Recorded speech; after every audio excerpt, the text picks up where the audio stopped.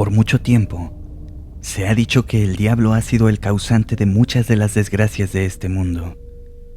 Pero el protagonista de esta historia nos dice lo contrario.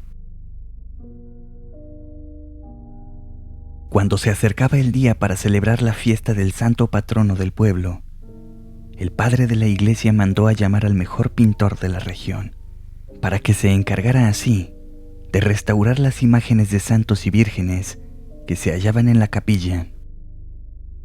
El pintor, de nombre Francisco, antes de empezar a pintar, el padre le hizo especial hincapié en que se esmerara en arreglar la imagen de San Miguel Arcángel. Quiero que quede todo muy bien. Arregla a los santos y a las vírgenes, que parezcan como nuevos. Pero no te preocupes del diablo. Ese no importa, dijo el padre, mientras le mostraba a Francisco el lugar donde estaban las pinturas que él debía restaurar. Francisco no le dio la mayor importancia a los comentarios del padre y se dispuso a trabajar.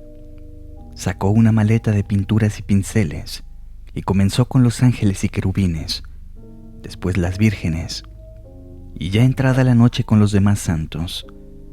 Ya cansado, Francisco decidió dejar el arreglo de San Miguel Arcángel para el día siguiente. Así, con la luz del sol, podría hacer un mejor trabajo y se dispuso a dormir. Se encontraba ya medio dormido cuando de repente escuchó como alguien caminaba sigilosamente por los pasillos de la iglesia. Abrió los ojos y un escalofrío recorrió su cuerpo. El miedo lo invadió por un momento, pero este duró muy poco, porque escuchó que alguien vaciaba las urnas donde los feligreses depositaban las limosnas. Al pintor se le hizo raro que a esas horas de la madrugada se hicieran esas actividades. Francisco se levantó con mucho cuidado para no ser descubierto y vio claramente a una mujer vaciando las urnas para luego meter el dinero en un saco de lona y luego desaparecer en la penumbra de la noche. Francisco no daba cabida a que alguien hiciera algo así, pero después de pensarlo, cayó en cuenta en que ese no era asunto suyo, ni mucho menos su problema, y volvió a dormir. Al día siguiente, Francisco se levantó muy temprano para continuar con su trabajo. Con sumo cuidado, pintaba los defectos de la pintura de San Miguel Arcángel, cuando escuchó que las puertas de la iglesia se abrían. Era el padre, que llegaba a la iglesia en compañía de la mujer que la noche anterior había visto robarse las limosnas.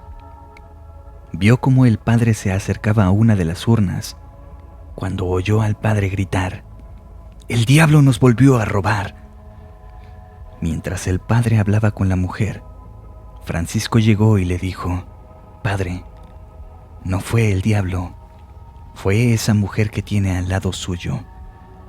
Anoche yo me quedé a dormir aquí y la vi meterse en la iglesia a escondidas y vaciar las urnas».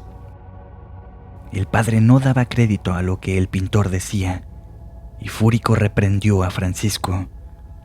¿Cómo es posible que digas eso? Ella es una mujer respetable y temerosa de Dios. No puede ser que digas eso de ella. El diablo te está haciendo ver visiones, hijo. No, padre. Ella fue.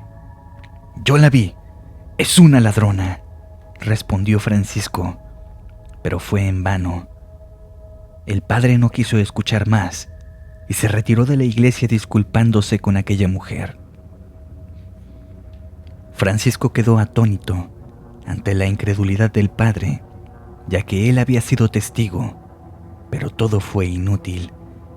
Así que mejor decidió volver a trabajar, para así retirarse lo más pronto posible de ahí.